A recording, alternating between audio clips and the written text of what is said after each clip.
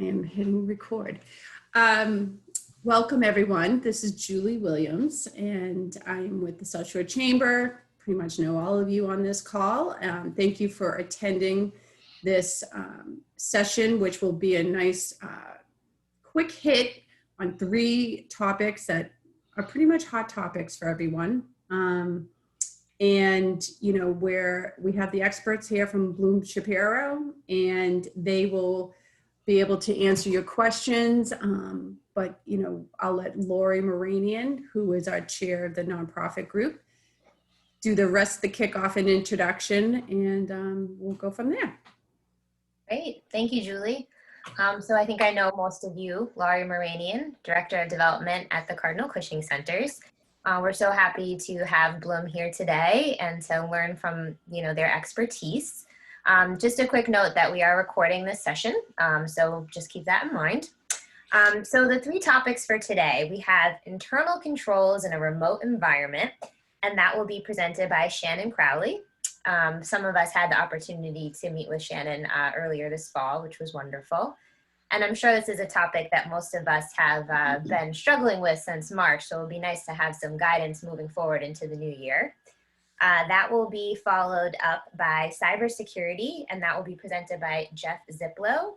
And then finally, How to Attract and Retain Employees by John Fagan, who are all here today. And I think we can kick it off. If you guys have questions as we go, please feel free to ask them or to put them in the chat. Awesome. Thank you both very much. So just wanted to first off, thank Julie and Lori for the opportunity to present today and their help putting this webinar together. And also for all of you on the call, thank you guys for joining us as well. I know it's not always an easy time in between the holidays, between Thanksgiving and the holidays, so we appreciate you joining us. And we're hoping that these topics are good topics to discuss. We're gonna kind of talk to them at a very high level, kind of like a best practice punch list. So certainly, as we're going through it, if you guys have questions, we'd like to make this as conversational as possible and make sure that it's relevant to you and your organization and the questions and things you have about them. So certainly, feel free to stop us, use the chat, or just jump in if you have any questions as we're going through things. So I'm going to cover internal controls in a remote environment. And this also, I should have mentioned as well, the beginning of each of our slides, we have all of our contact information. So certainly if there's a further conversation you want to have after the fact, feel free, don't hesitate to reach out to us. You have our emails and our phone numbers here. And you can also always reach out to Julie and Lori. They have our information as well. So just to kind of kick off, internal controls in a remote environment. So we all know internal controls are important, and they're really a big responsibility of nonprofits. Nonprofits have responsibility to their donors, stakeholders, and the communities that serve, really to make sure that there's adequate controls in place to prevent and detect errors and fraud. So with the current state of the pandemic, most finance offices and nonprofits that I know that I work with are either working fully remotely now or they're partly remotely. So as a result of that, as you can imagine, the changes in the processes in the finance office had to change, to adapt to this remote environment. And of course, things have moved very quickly. There's a lot going on with PPP loans, increased needs for services. So I'm sure internal controls has not been the top of mind for most organizations. But it is really something you should all be thinking about because, the controls that you had in place before the pandemic might have been working perfectly. You might have had great segregation of duties, and really good controls in place to catch or detect any fraud or errors. But because now we're in this remote environment, some of those controls that might have worked well when you're in the office might not be working as well remotely. So you really have to kind of be aware of the changes that happened as a result of moving remotely and just really took a look at your internal controls to make sure that they're still operating effectively. So you may ask yourself, like, okay, I know I have to go through this process, but you know, what are the steps in this? How do I approach this? So the first thing and foremost, I think always with talking about organizations and internal controls is making sure that there's the proper governance and culture, the proper tone at the top, right? So leadership really needs to create that tone at the top. They need to set expectations and make sure that there's still that appropriate oversight in this remote environment. And, you know, these steps seem pretty simple, but in a remote environment, I think they're always more challenging, right? It's easier for leadership to lead by example, you know, when you're seeing them face to face. But when you're in this remote environment and you're not always seeing each other in constant contact, it could be harder to set that tone. So I really believe in, you know, that the key to these 3 steps is communication. You know, in a remote environment, you almost want to over communicate with your employees and your clients and your customers. And that whether that's weekly emails, video conferences, calls, and you want to make sure too that you're doing this both at the departmental level and also one-on-one. And basically using these touch points as a way to set the expectations, you know, to make sure that people are still doing high quality work, they're maintaining accountability. And you also want to use these kind of as check-ins to see how they're doing, you know, and what challenges they may have working in a remote environment and kind of how you may be able to help address some of them. So hopefully, you know, some of this is starting to make sense. And certainly as I continue to go through these slides, you know, start really thinking about your organization and maybe what kind of questions you should be asking and you know, how this change in a remote environment has really, you know, affected your organization. Does anyone have any questions at this point before I continue going through? Okay. So the next step, you know, so you set the tone at the top, you know, the next thing is to really perform a risk assessment. And anytime there's a significant change in processes, you know, you want to make sure that you're constantly doing this risk assessment. It should be something that's kind of living and breathing and changing and adapting to the times. And obviously, again, with the pandemic, you know, and things being done more remotely, this is definitely a trigger event that you should start looking at your risk assessment and start looking, you know, at the organization's processes to make sure that you have the correct controls in place. So the first thing to do is really just understand the current process, you know, understand what your current controls are since you've moved to this remote environment. And I would say at a minimum, you should be looking at this typically for nonprofits for your cash receipts process, your cash disbursements process, and payroll. Those are typically, you know, the 3 biggest processes that you want to make sure that you have adequate controls over. So that's the first step, just kind of understand, okay, what's happening. Step 2 is now that you understand how these processes are working is, you know, what could go wrong because of the current process and kind of just figuring those trigger events again. And then step 3, okay, now you know what the current process is, you know what could go wrong. So now it's, okay, how do we establish new processes and controls to kind of prevent those what could go wrong situations. So in the next few slides, I'll kind of walk you through some examples of typical nonprofits, you know, at a high level, just to kind of give you an idea of how these 3 things might work. And as I mentioned at the beginning, you know, as I go through these examples, I would just kind of encourage you to really think about your organization and how these processes are working at yours and you know, those what could go wrongs. So the first example I have here is related to a development office. So we all know that, again, segregation of duties are vital to internal controls. So this is kind of a typical example for a cash receipts.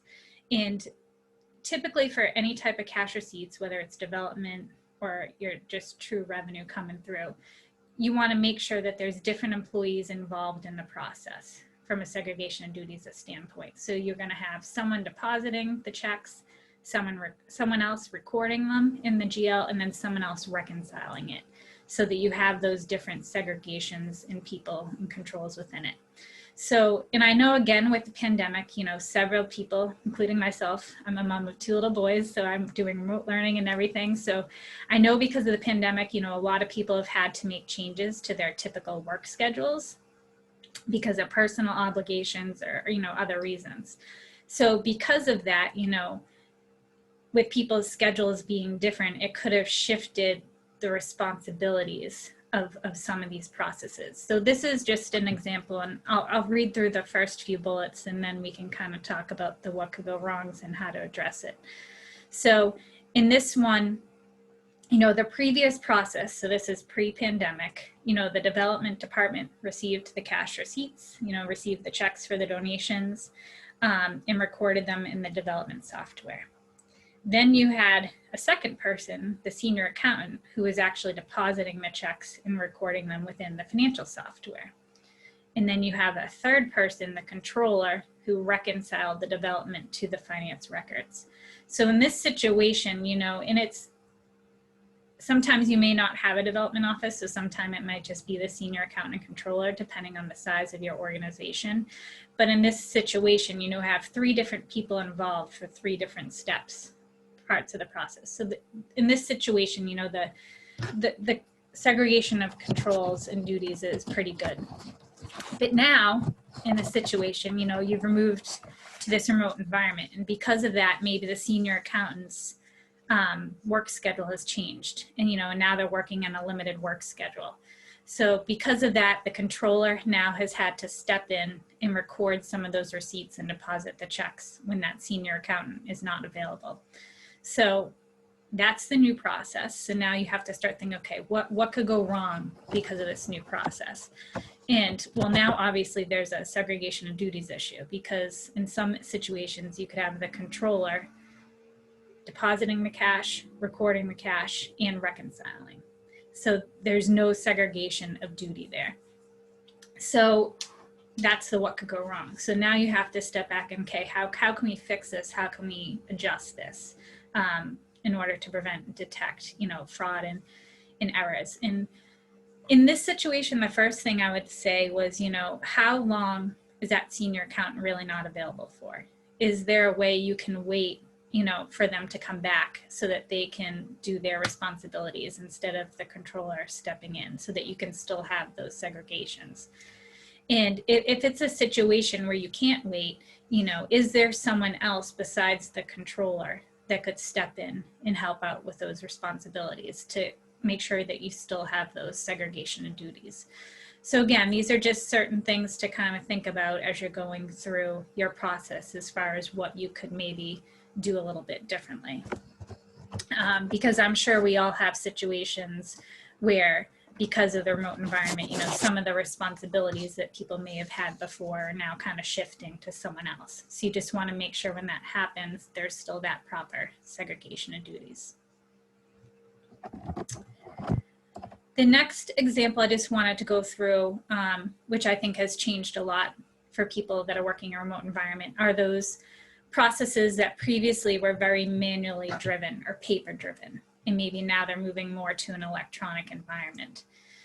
So again, I'm just going to read through this example. So, and this is one around cash disbursements. So previously, pre-pandemic, invoices were reviewed and signed off manually by department heads saying, okay, yep, you can pay this. And then the senior accountant, after they're approved, would print the check, give the check to the executive director, and the executive director would sign off on the check for their approval. So again, great controls there. You got 3 different people. You got the department heads approving the invoice, you have the senior accountant printing the check, and then you have the executive directors sign off to say, yep, we can pay this. So in a new remote environment, obviously, if everyone's working remotely, it's not going to be as easy to hand that invoice off to someone for them to sign it to say approve. It's not going to be as easy to necessarily cut the checks if you're not working in the office, or for the executive director to sign off on every check. So maybe in this new remote environment, now invoices are scanned, you know, to department heads for approval. And now instead of cutting a check and having the executive sign off, you know, maybe the senior accountant's doing a lot of payments via wire transfer and ACH. So again, you have to kind of think of this new process and again, what could go wrong.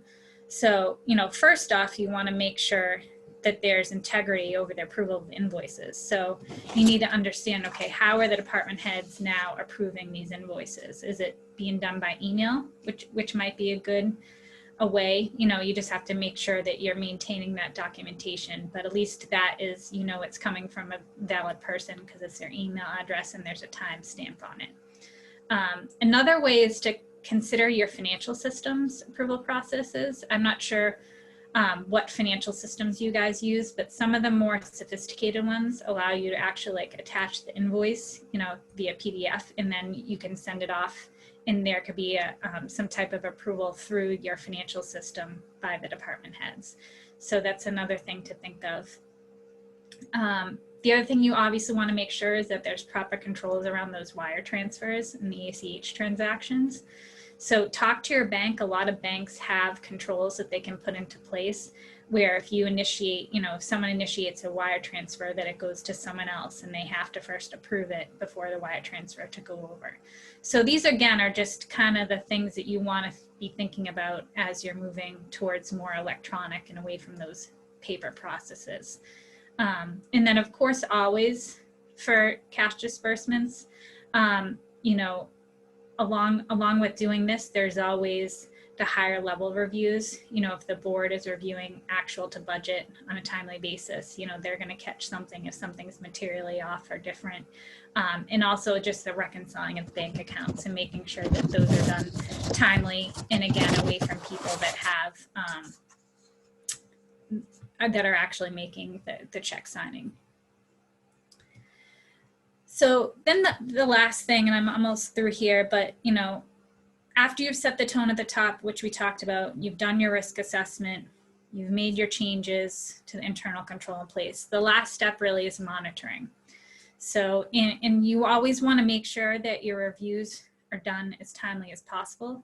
I know, again, in this new environment with things changing and there's a lot of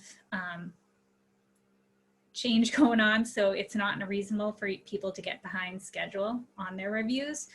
And it's not unusual for it to take a little bit longer in this type of environment we're in right now. But again, you just really still want to try to make sure that you're getting them done as timely as possible, because if there is an error or something going on, if you want to catch it sooner, because the longer it takes for you to catch, the consequence could be bigger down the road. So you still want to try to make sure you're doing those reviews timely. And then the second bullet here, sharing information. You want to make sure that the information that needs to be available is shared, and it's shared timely as well. So again, here, consider your financial system and its capabilities. A lot of financial systems have these reports that they can run that kind of show you the details of the trails and any changes that are made. So if you have that type of report, it's good to get. For example, I know ADP Payroll Services, which a lot of my clients use, they have a change log report that can be run, and that will show you any changes made for payroll. So if an employee was added, if a pay rate was changed, anything like that is good for someone to just do a high level review over to see, what are these changes that are being made. So it's definitely important to have any information available for you as you need it. Especially if you were an organization that primarily worked previously in paper form, paper sharing. So now's a good time to figure out how to get that into an electronic format if you don't already have it that way. And I think that will help, in the long run, will actually prove to be a quicker and a better process anyway than sharing paper. So I think, these are things and changes that you can make that will be, even after the pandemic, will still be helpful for you and your organization. And then the last step, again, is just really to monitor the process and internal controls and just being willing to adapt to change, which I think brings me to my last slide. And this one is more just in summary. So, and it just kind of outlines the 3 steps we talked about again, and just kind of, again, just thinking about your organization, start thinking about some basic questions to ask yourself related to each of these. So governance and culture, how is the tone at top being set in this remote environment. You know, how is leadership communicating to their employees during this time? The risk assessment, again, looking at what your current processes are in this remote environment, identifying those what could go wrongs, you know, and making the changes as you need to see fit. And then the last step, again, just monitoring, you know, doing those reviews timely. You know, are you getting the information you need? Is your organization adapting to changes? So, and as I kind of mentioned previously, you know, when the pandemic is over and everyone starts going back into the office and you are more in person, some of these processes I think are going to still prove themselves to be more efficient, you know, using electronic measures. So again, you're just going to have to look at it and to adapt. You know, there may be other situations where you go back to the pre-pandemic process, but just constantly adapting and moving to help your organization to make sure that your controls are in place to keep the organization's assets safe. And that's why I put this quote on here, which I found and I thought was great for everything that has to do with the pandemic lately. You know, it's just the only thing permanent is change, you know, so it's just constantly being able to change and to adapt to the new environment. You know, and that definitely includes, you know, looking at your organization's internal controls. So, and I think this is actually a really good segue to Jeff and his talk on cybersecurity, because a lot of things we talked about were moving things to more electronic environment and how to, and you know, a lot of people get nervous sometimes around that is, okay, how do you make sure that you have the adequate security around those processes? So Jeff knows way more about that than I am, so I'm going to turn that over to him and stop talking about that now. But certainly if there's any questions anyone has on internal controls in a remote environment before we jump into Jeff's, just let me know. Shannon, I was actually thinking here, you know, when you were going through the examples, a lot of what you said makes a lot of sense for me in my role at Cardinal Cushing Centers. We have a nice size finance team. You know, I get involved sometimes with wire transfers. So there's like a great check and balance there. But I'm involved with another nonprofit that's much smaller. It only has like 2 employees. So do you have any suggestions in that case? I mean, is that a time where you might turn to like a board member to be another sort of check and balance and control? Yeah. So, I mean, it is, you know, segregation and duties is always hard with a small finance shop, you know, regardless of whether you're in this remote or non-remote environment. And I think that's exactly right. You know, it's really turning towards the board and looking for them, you know, and it might be more on a higher level, but you know, as long as they're monitoring and having that oversight as well and utilizing them, and as much as possible, you know, doing the segregation of duties between the 2 people in the finance department as well.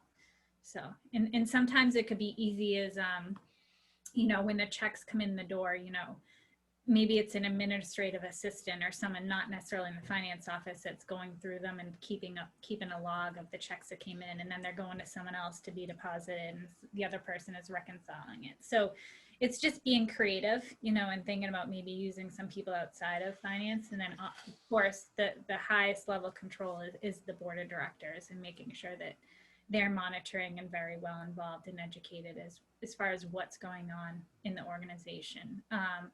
I actually sit on the board of the Boys and Girls Club of Marshfield, and I'm on their finance committee too. And with everything going on with the pandemic, we've been meeting weekly, you know, so I think it's just having those people in place to be looking at your actual budgets, so that they have that high level look over things. Thank you. Mm-hmm. Anything else before I turn it over to Jeff? Watching the time, because I know we're okay. Go ahead, Jeff. Sounds good. Welcome, everyone. I want to say thank you very much for allowing us the opportunity to share some information with you. If you move to the next slide, just to introduce myself, Jeff Ziplow. I've been with the firm for quite a number of years, one of the advisory partners, and I spend probably 80% of my time working with clients on cybersecurity. On the next slide, what I do want to share with you are best practices, and certainly share with you some of the things that we're seeing within the cybersecurity issues, challenges, and what were some of the new trends that we're seeing. And there's some bad things going on. It is the wild, wild west out there. Ransomware is one of the most dangerous threats, and I'm going to spend a bit of time on ransomware because it has evolved and not in a good way. But certainly, one of the things we are seeing is that every 39 seconds, there's some type of attack of some sort. The most prevalent is phishing, and we've heard a lot about phishing and spear phishing. Spear phishing is a more directed attack. The reality is, and what we have seen regarding phishing is that in the past, you could look at an email and say, oh, this email doesn't sound right, or there's spelling mistakes or other types of issues. The reality is that has changed completely. And now it is very difficult to identify an email that is really a phishing email that is coming from an attacker. We are seeing a pretty significant increase in the number of cyber attacks on small businesses. And in particular, last year, there was a 424% increase. I know many of you are asking the question about, what has been the impact of COVID. And as indicated here, we see a 300% increase in cyber crimes. And there are a number of reasons for that. We'll go into a number of them in a little bit. When you go to the next slide, I do want to share with you that 95% of the breaches are due to human error, and this is typically where people are clicking on a bad link, people are responding to attackers and providing credential information either through email, or they're getting a phone call through social engineering. And so we're seeing a lot of issues here. I'm going to get into multi-factor authentication, MFA. This is something that, as the slide indicates, about 56% of nonprofits don't require MFA, multi-factor authentication. This is something that I need to stress to everyone. This is something really important, and you can't see my hand right now banging on the desk, but I assure you, multi-factor authentication can help significantly save the organization from cyber threats. And one of the things that everyone needs to know is that when people go in and they actually breach a system, they don't go in and out. They actually are in there for a minimum of a couple months, 6 months. I've seen situations and done some breach remediations that, they've been in there for a year, year and a half. And that is of a concern. So let's focus now on ransomware. And let me share with you how ransomware has changed. So if you will jump to the ransomware slides, skip past this, thank you. Go back one, please. Thank you. So ransomware, as we all are probably aware, but I'll just review it very quickly, is someone clicks on a bad link and then inadvertently downloads a package of information, a program that behind the scenes starts, and we're talking a couple of years ago, it would actually, as soon as I clicked it behind the scenes, it would start encrypting data, not only on my PC, but on my network. And we have seen a change in that. The same initial process is true. There's a clicking, if you will, on a link, and some software gets a payload, as they call it, gets downloaded to your PC. And what's happening now is the attackers, that software allows the attackers to start exploring not only your PC, but your network, right? And it's also looking for other key files like backup files, right? We're now negotiating with the attackers. And so what is happening is that the attackers are going into your network. They're looking for key and critical pieces of information, including backup, including any type of confidential information, personal information, credit card information, donor management information. And what's happening is they're extracting that information out from your network. You don't know about it, but it's going out into the deep dark web, okay, into a holding area. And what's happening is that the attackers are now holding you for double extortion, essentially.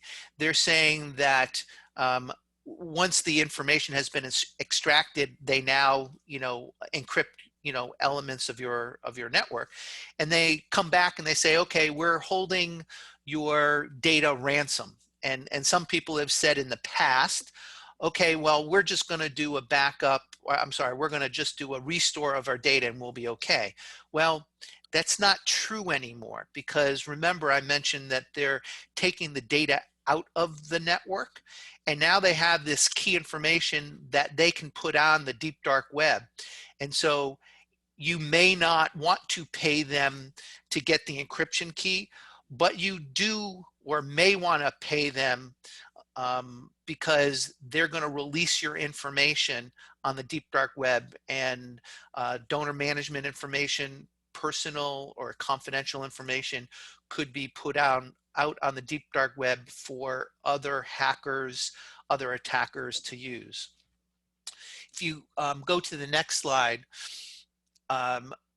what we're seeing is that the attackers, the dwell time, meaning the time that they spend in your network, is increasing. They're looking for and trying to extract as much data as possible. As I mentioned earlier, backups are not saving the day anymore. And lastly, there's a reputational risk, if you will, for the not-for-profits out there as it relates to, the ransoms. So on the next slide, we're also noticing that in the past, the ransom amounts were a few $100s to a couple $1,000s. That's not the case anymore. We're seeing hundreds of thousands of dollars and getting into the millions of dollars. So the attackers are now realizing and recognizing they can ask for more money.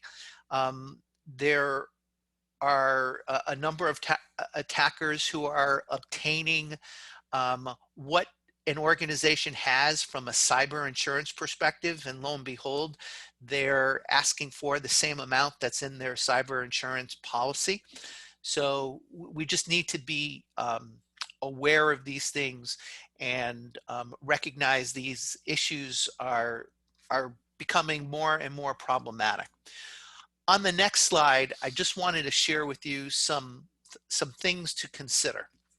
So one of the things we want to do is remove as much privilege that a user has on the network. So removing local administrative privilege is really important. IT people, if you're not an IT person, will know what that means. Local administrative privilege gives you access to everything on your local PC. It also allows you to load any type of software. So we want to get rid of that. The other thing we want to do is make it more difficult for the attackers to go out and access information. So we want to really limit the information you need access to and control the information you have access to. And this is regarding the users. And so in the past, many organizations would say, well, anyone can see everything.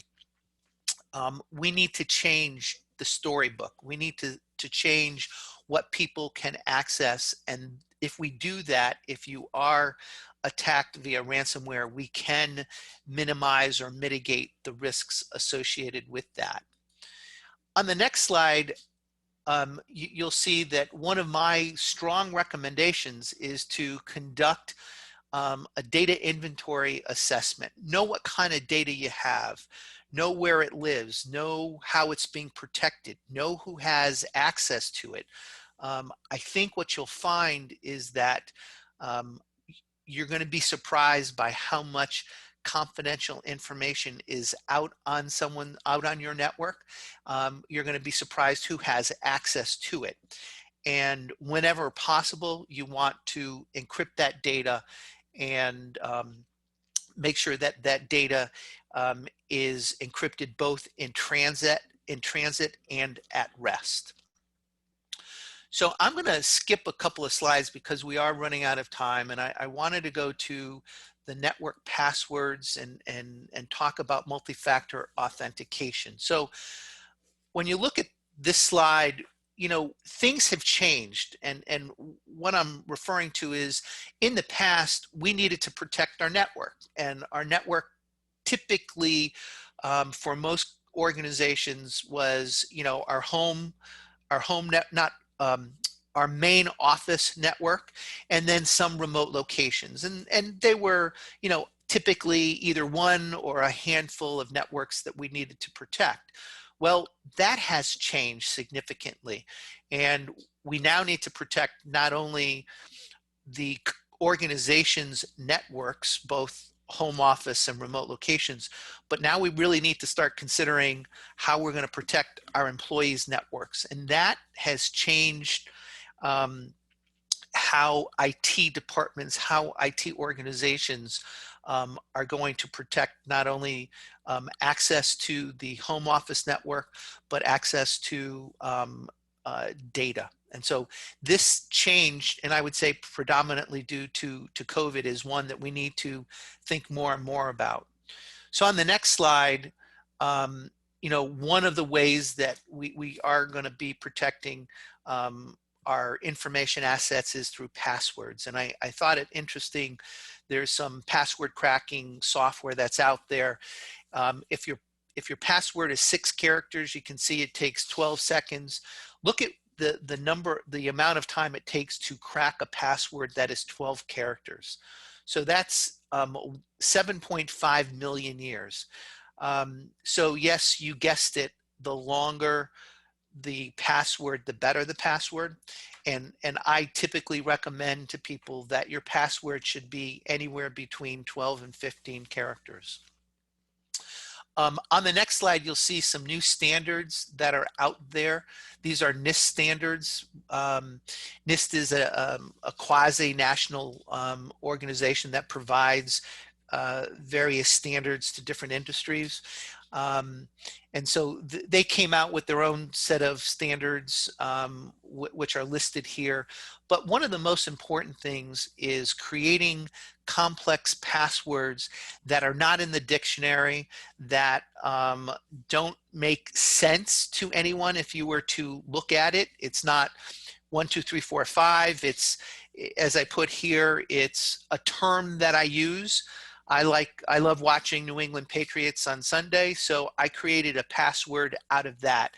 And my point to everyone on this call is start thinking a little bit differently as to what your passwords are and should be. The other thing I need you to consider is looking at how you answer some of those responses to security questions. What's your pet's name, which is somewhat of a double authentication process, you know, 2-factor authentication, some people might call it. The problem with these questions, on the next slide, if you will, is all of these questions can be found in social media. And so what's your pet's name, where you went to high school, your favorite movie, many times they're out there in social media. I suggest using a different word or different term that makes no sense to that particular question. And here I put in blue jumping jacks. We are running out of time, but I do need to spend 1 minute, I promise, on multi-factor authentication. Multi-factor authentication is something you know and something you have. And so the something you know is a user ID and password.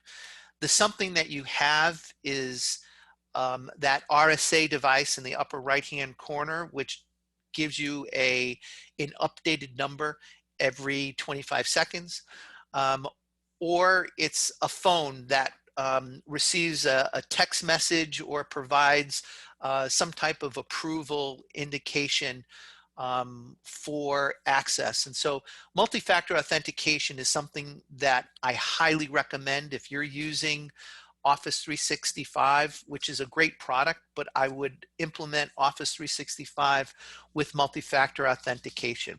If you're using virtual private networks to remote access into your main networks, I would use multi-factor authentication.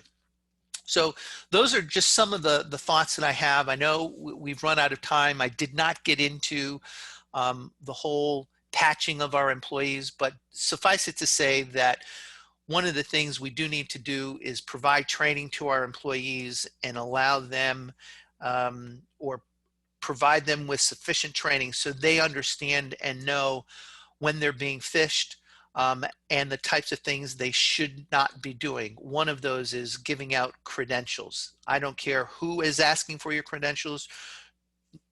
Under no circumstances should you ever give them out. So I'm going to pass through a couple of slides here, but I do want to thank you for your time. And now I'd like to turn it over to John Fagan to talk about hiring and retention in not-for-profits. Good morning. Thank you, Jeff. Thank you, Shannon, and thank you to the Chamber for having us this morning. My name is John Fagan. I'm the Director of Shapiro's Talent Acquisition Advisory. We partner with clients of all shapes and sizes, with for-profit and non-for-profits, where we provide recruiting assistance for these organizations that may not have the internal resources. So I'm delighted to have the opportunity to speak with you this morning about recruiting and retention.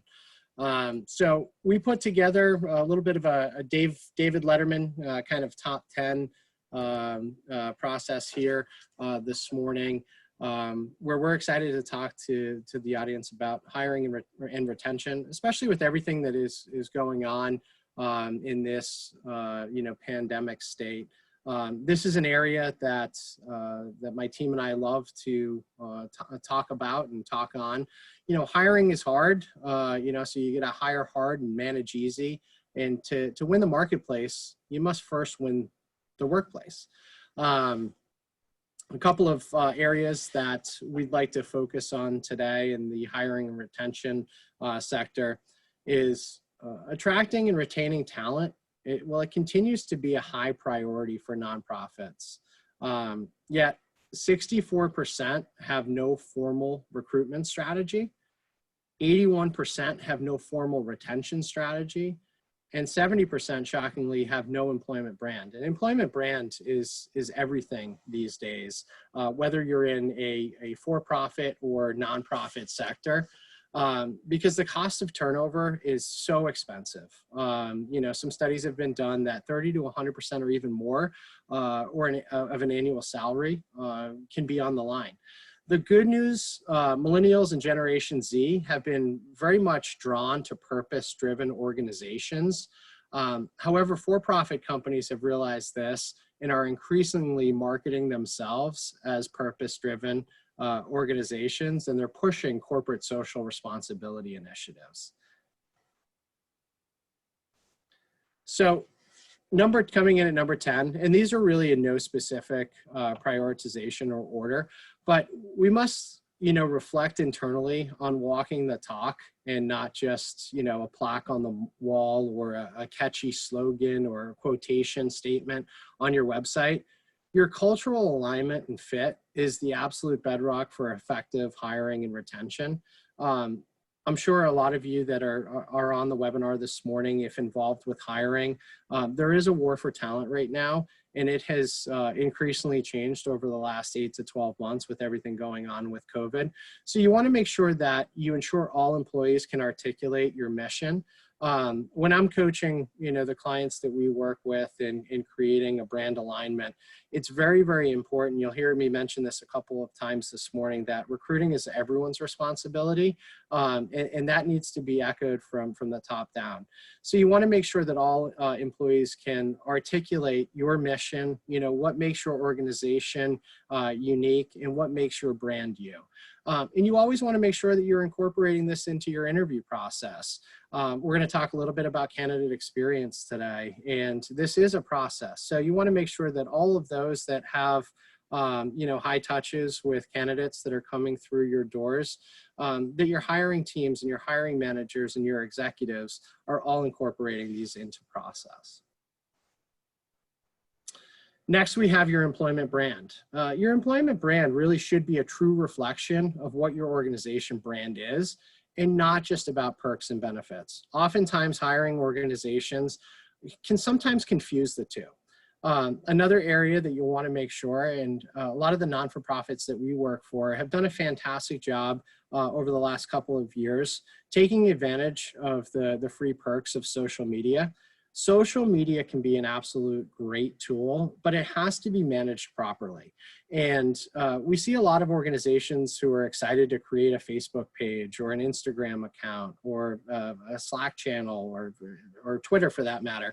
But they get so excited and it kind of fizzles out after the first couple of months. You want to make sure that you're staying current. You want to make sure that you're staying relevant. And always keep in mind that your employees are your best ambassadors. Whether or not they're making hiring decisions within your organization, your workforce is an absolute testament to the incredible work that you're doing out there in the community. So this can directly correlate with your social media brand, making sure that your social media brand is, of course, current. And then lastly, ask new hires and employees if your brand and workplace reality are truly aligned. Oftentimes, if a candidate is truly investing in the interview process, they're doing their due diligence. They're doing their homework. They're checking you out. The world of interviewing has dramatically changed over the last 5 or 10 years, where candidates are interviewing hiring companies just as much as the hiring company is interviewing the candidate. So always make sure to ask the new hires and employees if your brand and workplace reality have truly been aligned. Next, we have sourcing. So back to the everyone is a recruiter. It's important to create a culture within your organization where everybody is recruiting. A lot of organizations offer referral bonuses, and that's great, so long as it's managed effectively and efficiently. We oftentimes coach our clients on the referral bonuses can definitely be helpful, but oftentimes they're paid out 6 to 12 months after the hire takes place. We always instruct or make the advisement that you want to make it enticing. You don't have to do it for every position, but maybe those are done in a manner where they're for very, very difficult or hard to fill positions, and that the referral bonus is actually paid out on the person's start date. Companies can go either way on that because there is definitely an investment, but it is absolutely something that is enticing. You want to make sure to make a good faith effort to attract a wide and diverse pool of candidates. This goes back to the candidate interviewing the hiring company. A lot of candidates are currently, with the state of the economy and just, with everything going on within social, justice and injustice right now, a lot of questions are coming into hiring companies that are relative to diversity and inclusion. And lastly, don't post and pray. Oftentimes, hiring companies will post experience or post, job requisitions or job descriptions and just hope that they get that lucky response. It's important that you don't post and pray and that you have a true recruiting strategy. The candidate experience is probably what I see in my world and in my profession is one of the most important things. There's a lot of material out there, and candidates are, interviewing the hiring company just as much as the hiring company is interviewing the candidate. 83% of talent say a negative interview experience can change their mind about a role or a company they once liked. I'm sure that everybody has heard the term ghosting.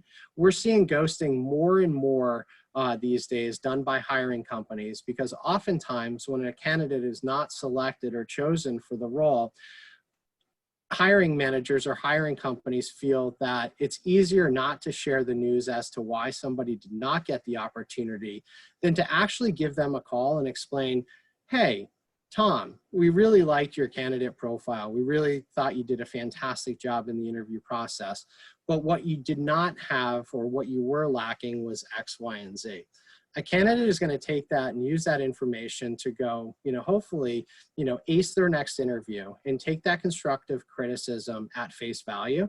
And you'll realize that although it's one of the most difficult, parts of anyone's job, and it to this day of almost 20 years in talent acquisition, it remains one of the most challenging things and the least, the thing I least like. It really, you'll be surprised when you give that feedback to a candidate as to why they're not getting it. Ghosting creates a very, very poor image on your organization. And, it's also important to keep in mind that people talk. People will tell their significant other, they'll tell their best friend that job that they've been talking about the last 2 times that they met over coffee that they were so excited about, they will, unfortunately share that they had a poor experience. So that follow-up is very, very critical.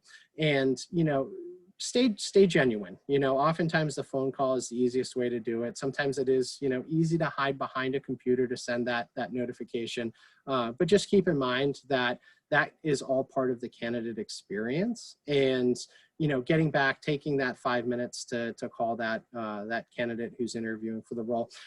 Keep in mind, they've invested time out of their busy schedules to come in and interview with you, spend time with you over Zoom virtual meetings. They've taken time out of their busy days, especially if they're currently employed.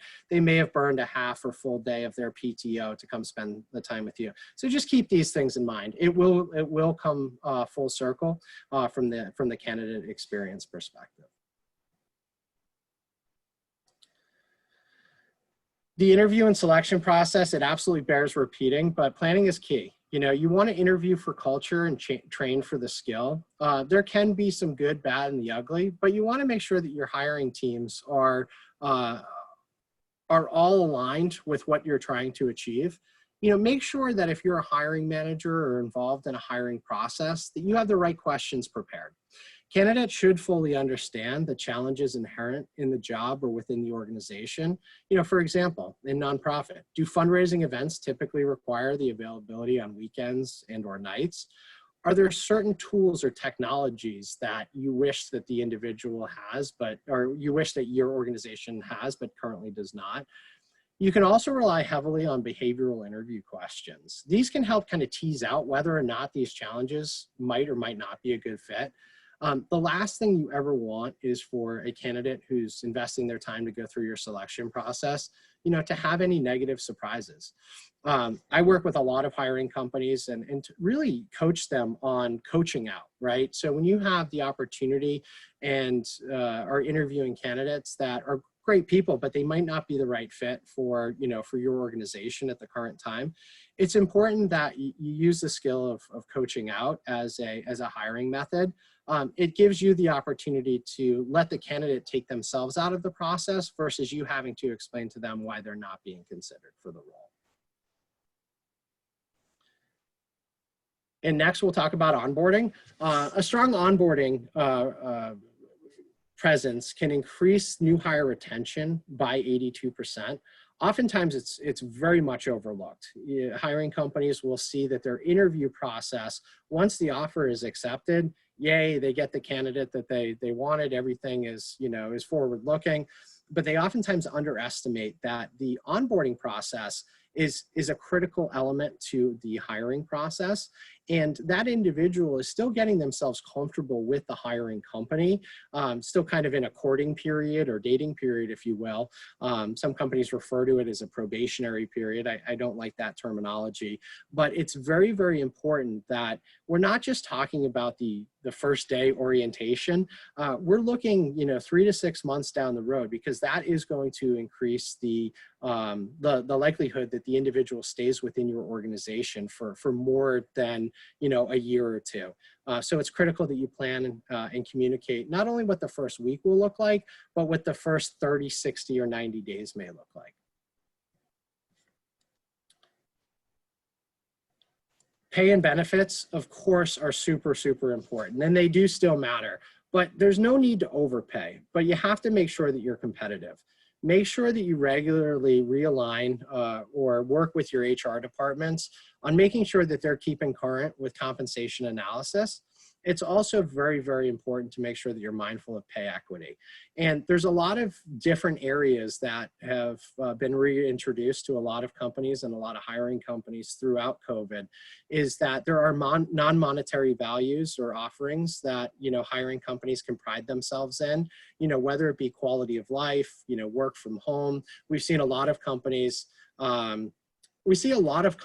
that are really selling the, you know, outside of the biweekly payroll as reasons as to why you may want to join the organization. So when you think of pay and benefits, always make sure to think outside of that biweekly payroll. And then recognition. People like being recognized differently. It's important as a hiring manager or hiring company to understand the best forms and, you know, how people prefer recognition. Some people like that quiet pat on the back in their weekly one-on-one, and others love receiving a company-wide email, promoting or, congratulating somebody on a recent achievement or a recent success story. Make it timely, thoughtful, and personal is what we always say. And down to the top two, again, in no specific order, but always make sure where, when, and how the work gets done. Candidates, employees will be asking, and trust me, this is the number one or number two interview question after they've asked questions about the specific duties and responsibilities. What does your company do on a snow day? What does your company do with inclement weather? Make sure that, you know, you have your answers aligned as to, you know, how the work is getting done, where it's getting done, and when it's getting done. You know, is the opportunity to, you know, work, you know, a couple hours at night after they've left your office, you know, in a post-COVID world? Is that a possibility? We've seen a huge uptick in productivity, not only with my team, but with a lot of the companies that we partner with that have allowed their employees the opportunity to work from home. They're working different hours, you know, outside of that core, you know, 9 to 5. But oftentimes people are getting more time with their family. You know, make sure that you're equipped to be able to answer these questions. Which lastly brings us to culture, which I do feel is a top candidate for the number one slot here. Culture is so important. How are you respecting your employees? How are you adding to their personal and professional growth? One of the biggest areas that companies are investing in right now is within learning and development. People are more likely to stay with organizations when companies are investing in their employees. And the learning and development area is hands down one of the most prevalent, now and has been for the last couple of years. You know, make sure that there's transparency and good communication. It's also important that you're investing in your managers and leadership skills. There's a lot of cost-effective and efficient assessments out there like the DISC and the EQ that a lot of for-profits and nonprofits are investing in because it's helping us to, you know, manage our staff, better understand the learning styles and techniques of the people that we work with on a daily basis, which is in return creating for a greater, retention solution within several organizations. And lastly, always be re-recruiting.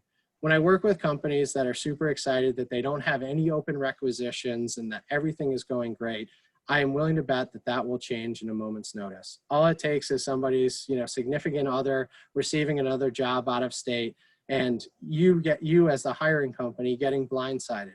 It's very important that hiring managers are always communicating with other people within the community, within their networks. And even though there may not be an open opportunity open within your organization, you absolutely have to plan for the worst. It's great to continue your networking and making sure you know where the good people are in your community. I want to thank everyone for their time, and we'll be happy to answer any questions. Got through an impressive amount of material in about 10 minutes there, John, so thank you. I was wondering what you think, like if you could name one or two things that you feel like people have been most successful onboarding during COVID, when you have to bring on someone in a totally remote environment. Is there any like really key tips or things that you've seen that have worked well? Yeah, absolutely. And it's a great question. It's a question we get quite frequently. Obviously, COVID happened, pretty much, overnight, where companies had to reevaluate and, kind of change their onboarding processes. And, we have candidates that we've helped our clients hire, during the March and April timeframe that I'm still in touch with that still have not stepped foot into their new office, right? They've been entirely remote for 8 or so months. What we've seen a lot of organizations do is rely heavily on social media.